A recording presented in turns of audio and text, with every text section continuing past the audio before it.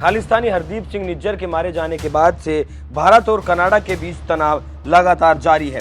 जब से कनाडा के प्रधानमंत्री जस्टिन ट्रूडो ने भारत के ऊपर आरोप लगाया है कि हरदीप सिंह निज्जर की हत्या में उनका हाथ हो सकता है, उस वक्त से ही हिंदुस्तान का रवैया सख्त है और वो कनाडा को बख्शने के मूड में कतई नहीं है। हालांकि पहला फैसला कनाडा की तरफ से लिया गया और भारत के राजनयिक को वहां से हिंदुस्तान लौटने का आदेश दे दिया गया। उसके बाद हिंदुस्तान ने भी वही काम किया जो कनाडा ने किया और कनाडा के राजनयिक को भी कनाडा लौटने की सलाह दे दी गई, तारीख तय कर दी गई। लेकिन उसके बाद विदेश मंत्री एस जयशंकर अमेरिका एक हफ्ते की यात्रा पर जाते हैं। वहां कनाडा की विदेश मंत्री मेलानी जोली और एस जयशंकर के बीच एक सीक्रेट मीटिंग की बात कही जाती है, जिसमें अमेरिका की भी भूमिका की बात कही गई। हालांकि इस बात में की पुष्टि नहीं की गई कि अमेरिका की उसमें कितनी भूमिका है, लेकिन ऐसा कहा गया खबरों के मुताबिक कि एस जयशंकर विदेश मंत्री हिंदुस्तान के और कनाडा की विदेश मंत्री मेलानी जोली की एक सीक्रेट मीटिंग हुई, जिसमें चर्चा की गई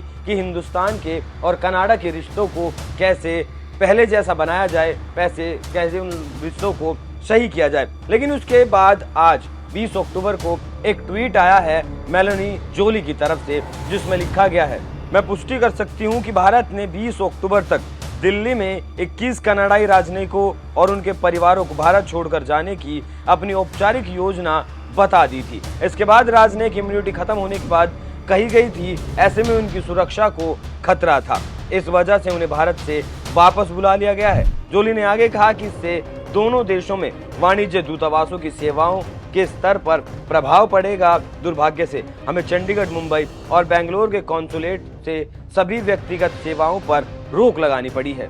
जिस वक्त भारत ने कदम उठाया था और कनाडा के विदेश मंत्री को वापस जाने का आदेश दिया था, उस वक्त जो वीडियो सामने आया था, कैसे जो है कनाडा के राजनयिक अंदर जाते हैं बिल्डिंग के और कैसे 2 ही मिनट में बाहर आ जाते हैं, वो वीडियो काफी वायरल भी हुआ था सोशल मीडिया पर।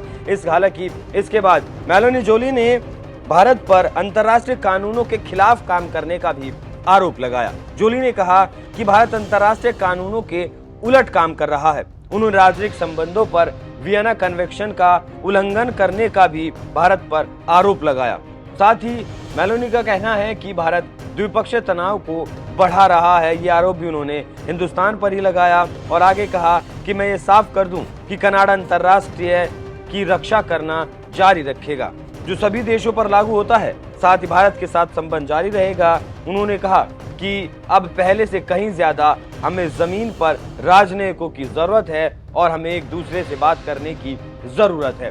हालांकि ये बात बिल्कुल सही कही है मेलानी जोली ने कि बात करने की जरूरत है, लेकिन हिंदुस्तान ने शुरुआत नहीं की और उसके बावजूद भी अमेरिका में जयशंकर और मेलानी की मीटिंग हुई। अब वो हिंदुस्तान नहीं है जो दूसरे की शर्तों पर अपनी बात रखे। अब हिंदुस्तान अपनी शर्तों पर काम करता है, अपनी शर्तों पर बात करता है। इस बात को जस्टिन ट्रूडो को जब उन्होंने किंतु परंतु कर हिंदुस्तान पर आरोप लगाए थे, उस वक्त इस बात को जस्टिन ट्रूडो को सोचना चाहिए था कि आप किसके ऊपर ये आरोप लगा रहे हैं, निराधार आरोप, बिना सबूतों के जो आरोप लगाए थे। अब देखना दिलचस्प होगा कि दोनों देशों के इस तल्खी में, इस तनाव में आखिर आगे होता क्या है।